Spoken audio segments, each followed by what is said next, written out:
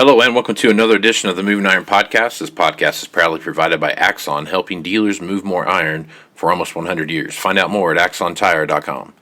Axon was started almost 100 years ago out of a passion for keeping agriculture moving. It's that same passion that drives them today. With a vision for a better experience for both farmer and dealer, they set out to create a better way to move more iron. When you partner with Axon, you get immediate access to a full range of products and solutions designed to meet the complex needs of today's grower. Axon carries all major brands and sizes of tires, wheels, and tracks. From custom colors and sizes to fully customized wheels, you can have the solution for virtually any problem today's farmer is trying to solve. To find more or become an Axon dealer, please visit axontire.com. This podcast is also brought to you by Valley Transportation. Valley has over 33 years in the trucking business, moving ag and construction equipment across the country. For more information, go to valleytransportation.com or give Parker a call at 800-657-4910. At Valley Transportation, our goal is to help you reach yours. Moving iron in the 21st century. Hard-working people working hard for you and me. Moving iron time and time again. Through the years you'll find us here. Moving Iron. Hello and welcome to Moving Iron Podcast number 237. This edition of the Moving Iron Podcast is brought to you by Axon Tire, helping dealers move more iron for the past 100 years. For more information, go to axontire.com. Also, if you're looking for a great place to help your salespeople close more big deals, you like closing big deals, don't you, Aaron? I love closing big deals. They're the best deals to close. Close more deals. What if you could do it easy? Less interest. Less interest, you like to struggle a little bit? Yeah, I like to pull my hair out and beat my head against the wall. Then Arrow's not for you. It's not for me. If you want to do the opposite of what Aaron does and do something easy, then check out Arrow at heyarrow.com.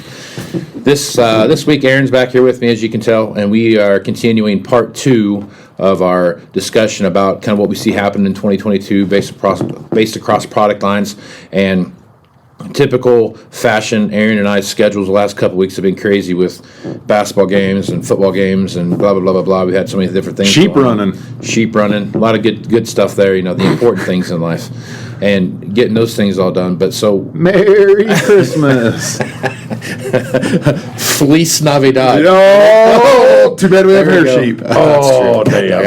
Every time I do that joke, I forget it. But you have hair I know. sheep. It's just like the Velcro gloves. They don't work. Somehow... You got to have wool. Working like a crew cut into that joke somehow. A crew cut? Yeah, because hair sheep, so you get a crew cut. Oh, yeah. Get it high and tight. High and tight. High and tight, baby. High and tight. All right. But anyhow, we've been kicking around the idea of what to talk about here, and I think probably the one thing out there that's an outlier that's not on anybody's mind right now, unless you are in this business, right, is, when people think about tractors, or thinking about combines, or thinking about planters, or thinking about things, probably the one thing out there that is heavy on the minds of people as we come into that early spring season, depending on where you're at, is hay equipment.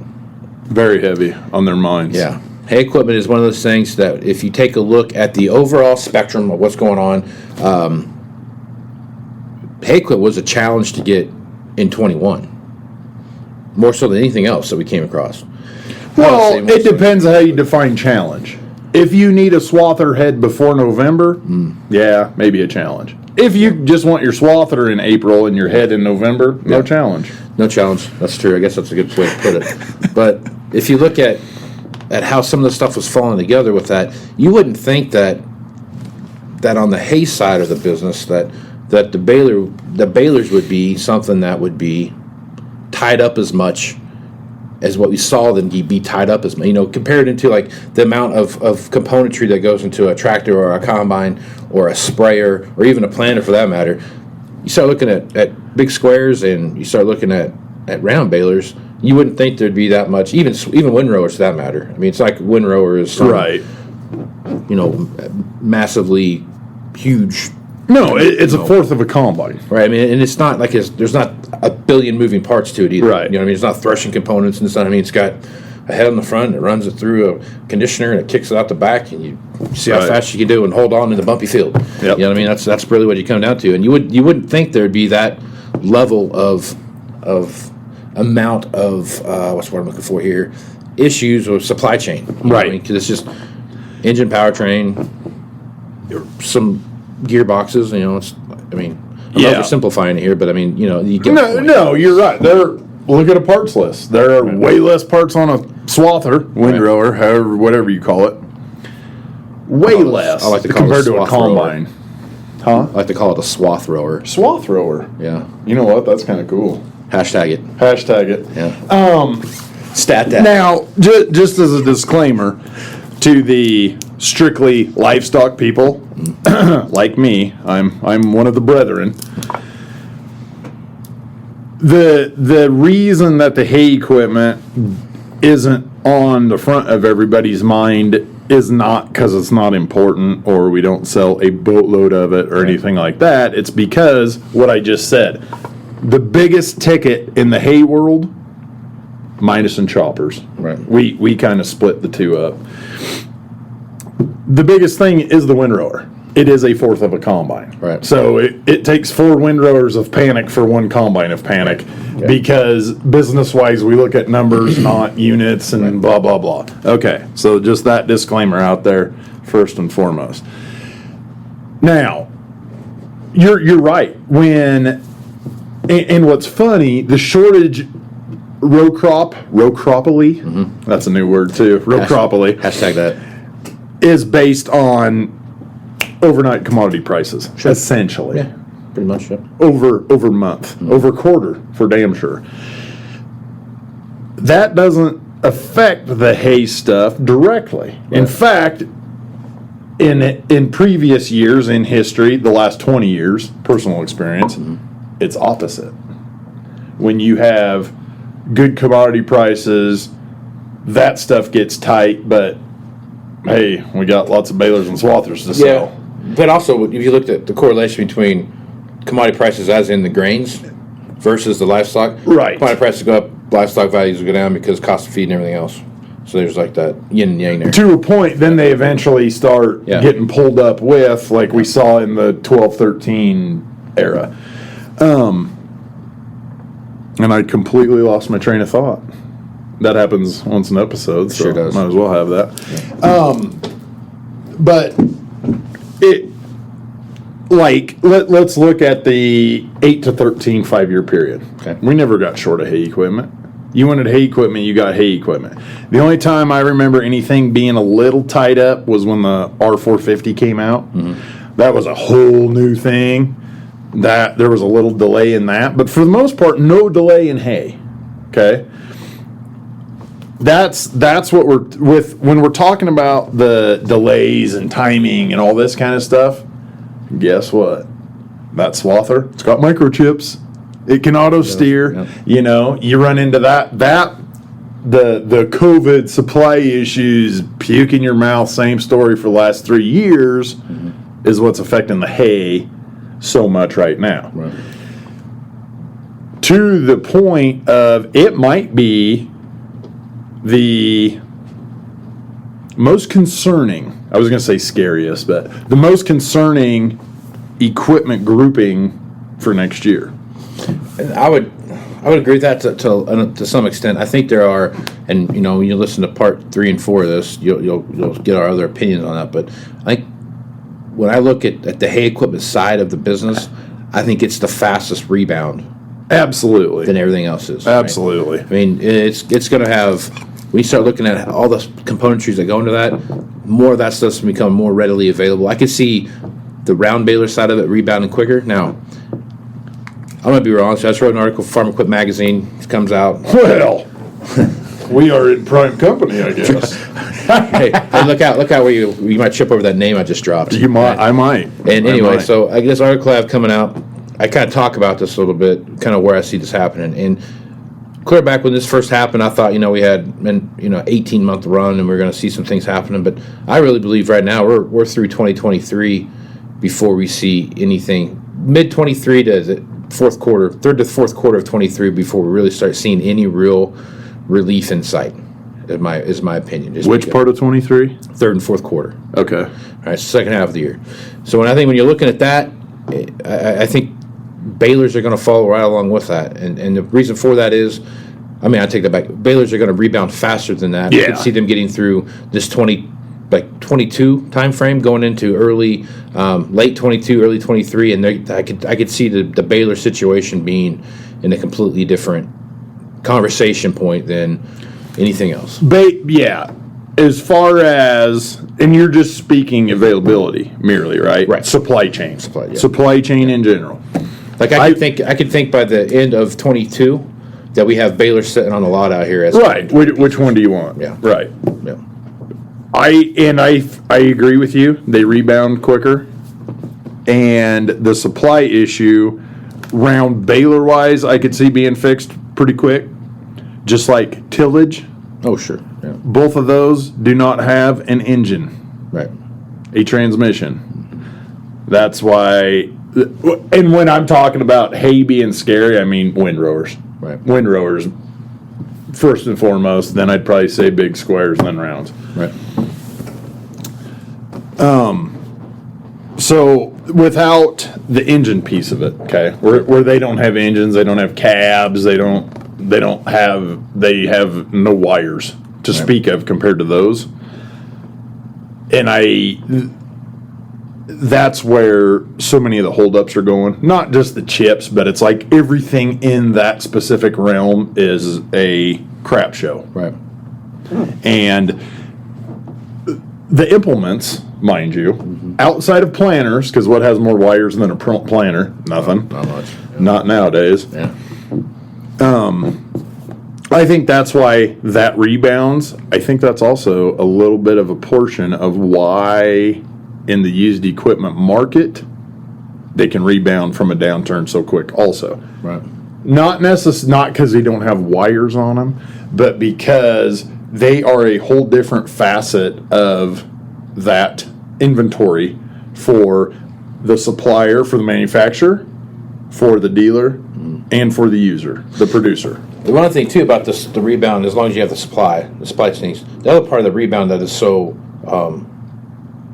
quick to rebound is that when times do get tight and guys are looking at something like, okay, I've got 20 grand, right? Well, probably what they have is worth 25 or 30,000, and they got their 20 grand. You can get into a new baler. Yeah, right. So it's easy to trade. It doesn't cost you. Yeah. I mean, you can change oil on your combine, Right. or you can trade balers. Exactly. Yeah. Yeah. So I think, to me, I look at balers in general, round balers specifically, to at the end of 22 to see a significant amount of rebound in that situation. Now, that doesn't help going into first cutting by any means. No. Right. But the first cutting in 23, I think, will be a totally different story. It'll be a tale of two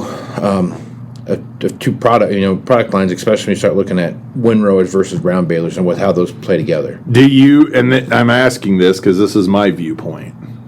Like I was the one that's like, I'm optimistic at times. I have no middle. I'm either full bore optimistic or the sky's falling. Okay, That is no shit. I run a little hot. I was like a 12-month guy. Like, hell, by the end of 22, we'll be rocking and rolling. They'll be like, please get rid of this stuff. Please get rid of this stuff. Now, I'm hoping by retirement, we're straightened out, and I'm 42, so I've changed my tune a little bit. Do you think, and this is why I'm asking, do you think that, and here's how I could see this, like you were saying, by first cutting 22 could be pretty wild, but by did you say late 22 or late 23? We'll have balers sitting all over. Late 22 going into that first cutting of 23. First cutting of 23. So we'll just call it first cutting 23 because that is a bigger finish line. I could see it being even worse, honestly. Going into 23? Yeah. Why? Just knowing, and this is not green and yellow, this is not red and yellow, this is not red and silver.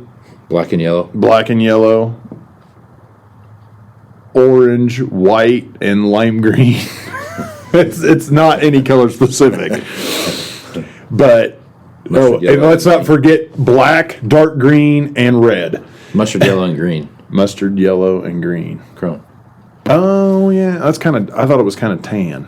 Maybe it is tan. Tan and It's kind of like the color of my maps tan, over here. yeah, tan and almost Deutz green. And I know you all can see the color of my maps, so bear with me. So. But it's not one company, and I feel like, and this is kind of the producer in me talking. I can see them and I realize it's not all coming out of the same factory. Every company has countless factories, okay? But I can see it being, oh damn, we've really got to concentrate on we're a year and a half still behind on tractors, combines, planters, sprayers. We've really got to focus on getting that done. And hey, factory, do the best you can. To a point. Now, I'm not saying that is carved in stone, broad stroke, but we both, if you can get out that $500,000 piece or that 125 piece, what are you going to do? Well, so to your point here, is that, yeah, there are... I'm just trying to conspiracy theory the hell out of this. And you've done a good job. Well, so I think the one thing that to pay know attention your to audience.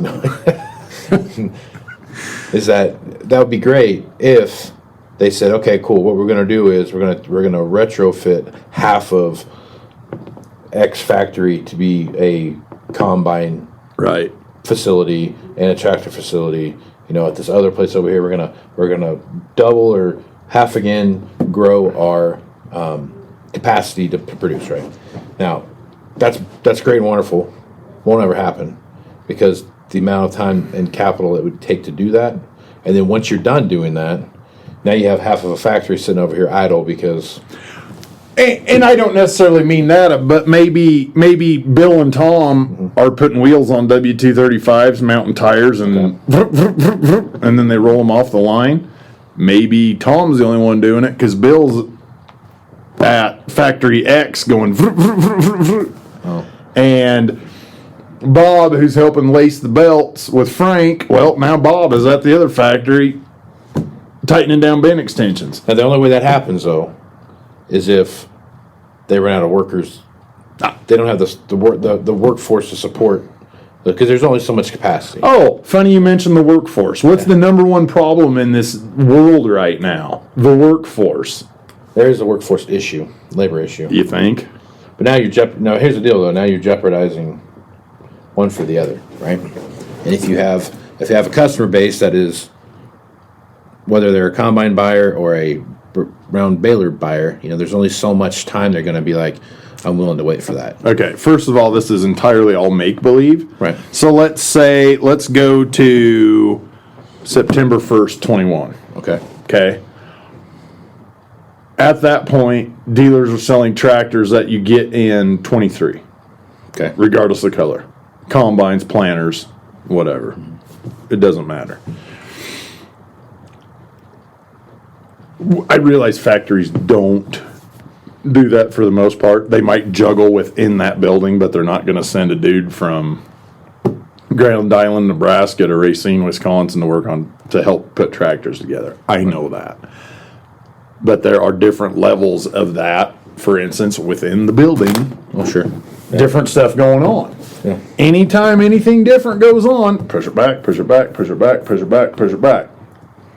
It might be different for a day. That might push shit back 2 weeks as far as out the door. Sure. Yeah. Till that is all caught up. That is what I'm getting at. Okay. I'm sorry that I went so beyond Thunderdome with that, with the mindset, but that's what I was getting at. That makes sense. That makes sense. You're, it's just like on the farm, okay? You got 3 hired men, you got 6 jobs to do. What are you going to do? Right? What do we got to get done now? Right. Okay? Yep. That was the angle I was going at. That's good. No, I understand. Does that make more sense? That makes a lot more sense. Yeah. Are you less argumentative now? Way less argumentative. Terrific.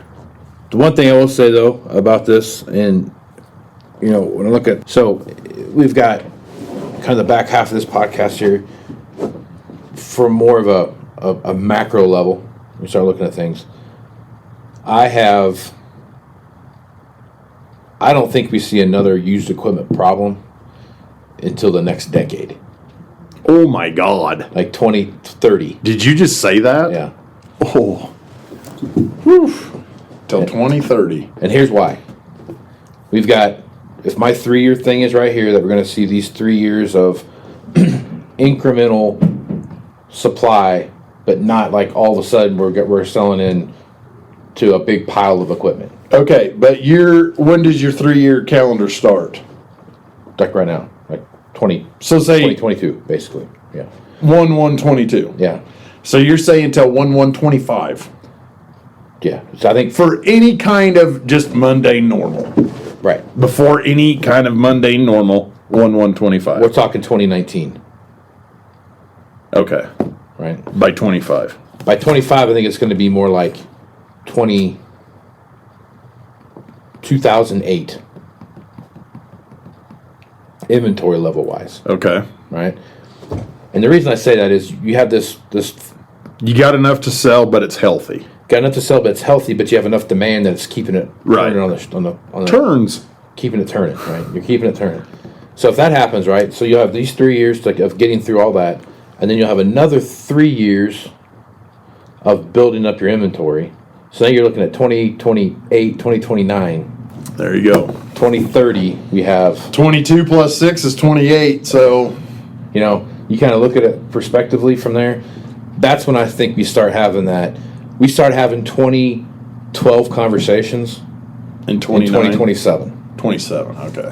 What are we doing? We got to slow all this stuff down because there's this, the old saying of, we had a hell of a party through 2014, and then all of a sudden, a hangover That punch got sour fast. and it went sideways quick, and mom and dad came home before they were supposed to, and next thing you know, you're trying to explain why there's 15 people passed out in their bed. You know what I mean? It's like that kind of thing, Mm-hmm. So you have all of this happening.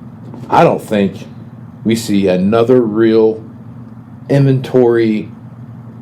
Oh my God, we need to get a hold of the auction companies and see who's going to give us the best deal on this auction that we're having. Till 2030, 2031. Okay, so what I need to be concerned with right now is the 2028 870? It'll be interesting to see what they come up with there. So, Because that would be at that time the modern day 2012 670. right. So now I think there's a couple things here. The big overarching situation is a lot can happen between now and then when it comes to how interest rates play into what we see The happen. entire world. You know what I mean? Like interest rates really start to kind of come into factor when you start looking at that. If we go from having 3.5% interest rates to 6.5% interest rates, that dramatically changes things. Oh, God. Now, all that being said, That's farm sale. 8 years from now, when we start talking about equipment, we're talking about equipment that's driving itself Maybe.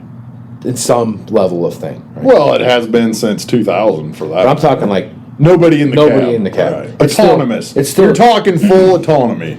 I'm talking like there's still a cab and steering wheel, and you can, if you choose to drive it, you can. Like our demo rig, that green cart tractor thing. Just like that. Something like that, more along like a drone style. You're there, but you're not in it. Exactly. You're controlling it like from another tractor type of thing. Right. Now that's going to change the way That's already there. It is. That's going to change the way equipment inventories take a look at each other. In my opinion, that idea of driverless equipment, whatever that looks like and whatever that is, that changes the way people look at how often they need to trade their equipment. I get it. But I can also see the biggest, and this is one of those boots on the ground things. The biggest impact we're going to see is, and I know it's always been this way, it's getting worse and worse every single day that passes. The world of agriculture. The world.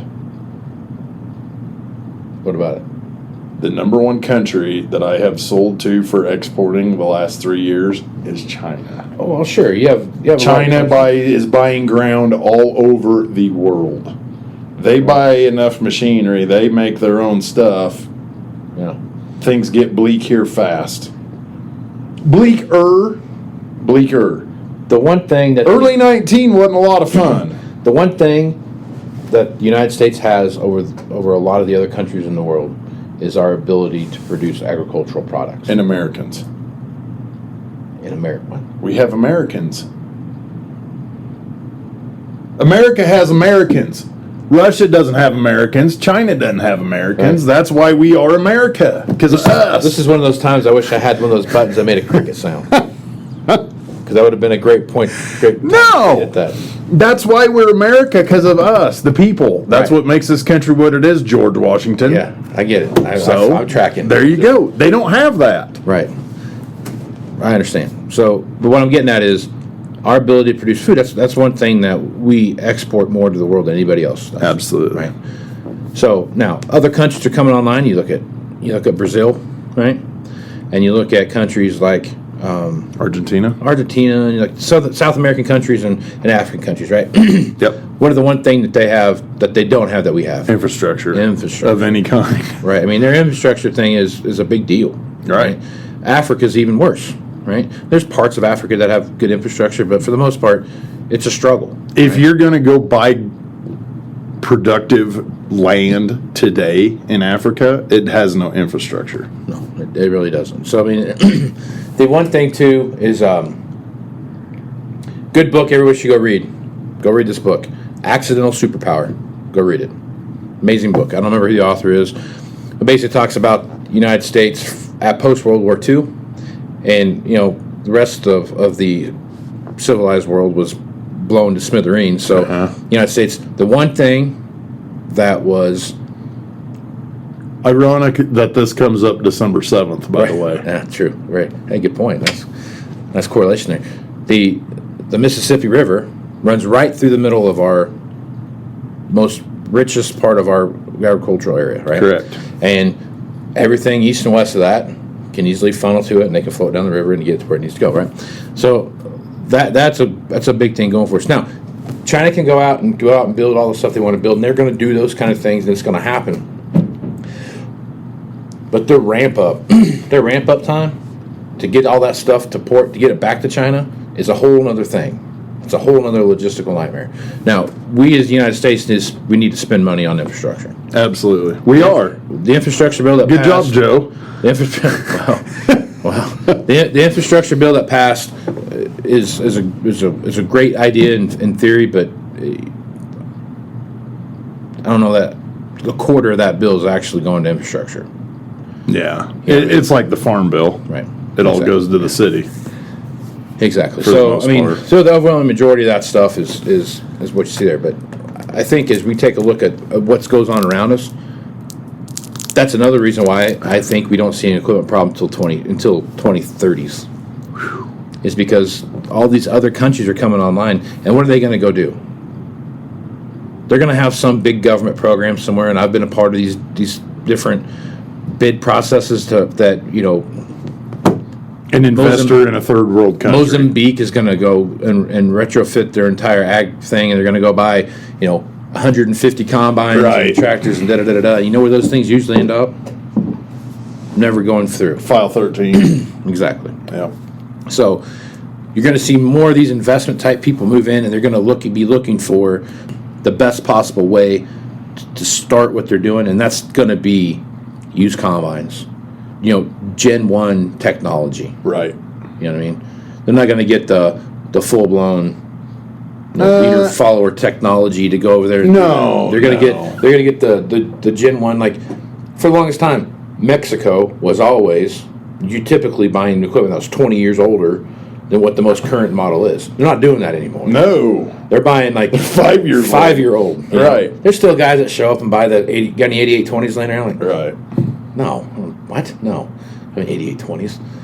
But they also, the same guy that's got 17 combines and 14 balers on the same trailer somehow stacked in there intricately. You know what I'm talking about? Oh, yeah. I don't know how you they can get it put on that 6600 up in the bin of that 680. But you have those kinds of countries that are going to be coming online that are going to start growing more agricultural products. They're going to start with, 20-year-old combines and 10-year-old sprayers and 40-year-old tractors and those Right. kind of things, you know. Right. I don't know how many. Here's what I see for export. No def. Filters are okay with. They don't want to mess with def. And I think that's just because It's a fuel quality thing. right. Right. More than anything, it's a fuel quality. And that is, as I have heard through my career in the equipment business, that is even bigger than the infrastructure thing, is what they can get their hands on for diesel fuel down there. Right. My God. Yep. Like, here, put that sock on the end of the fuel nozzle before you pour that in there. At least grab the chunks. Right.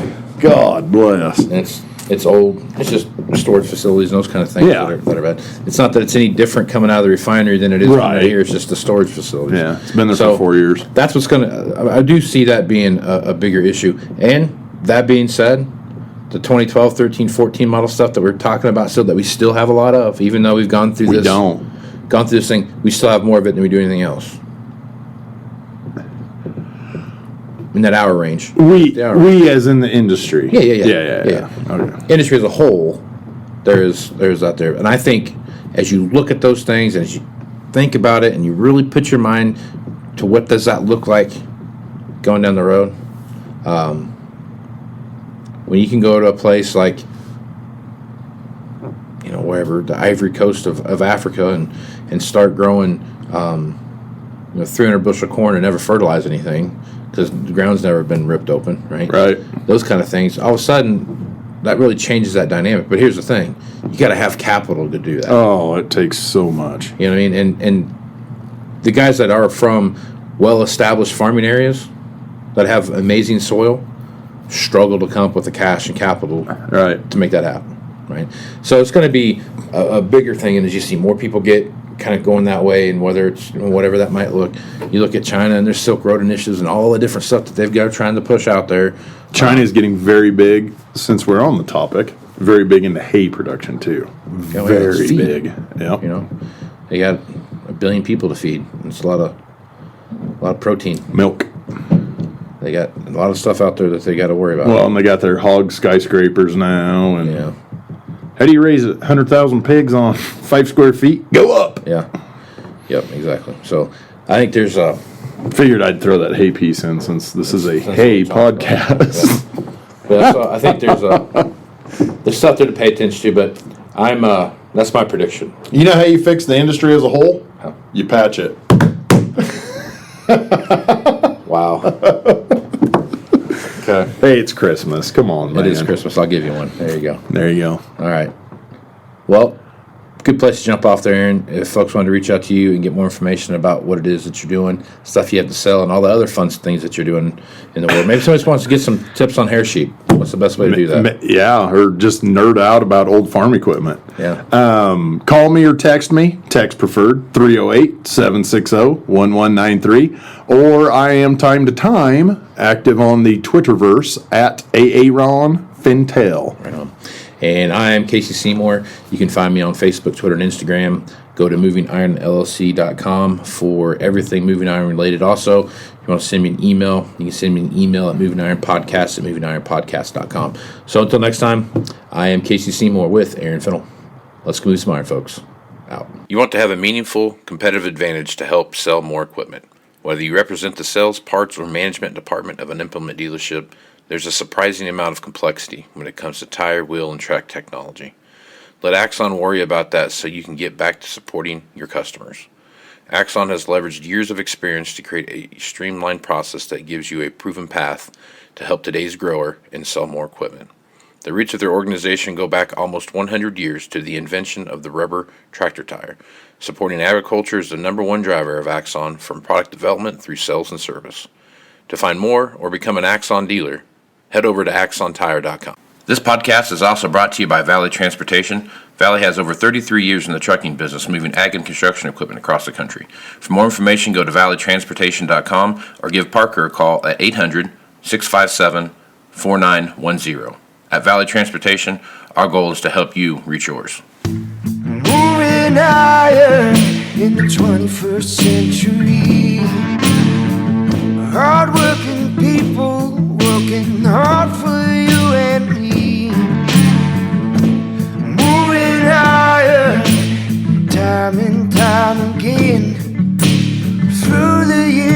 you'll find us here.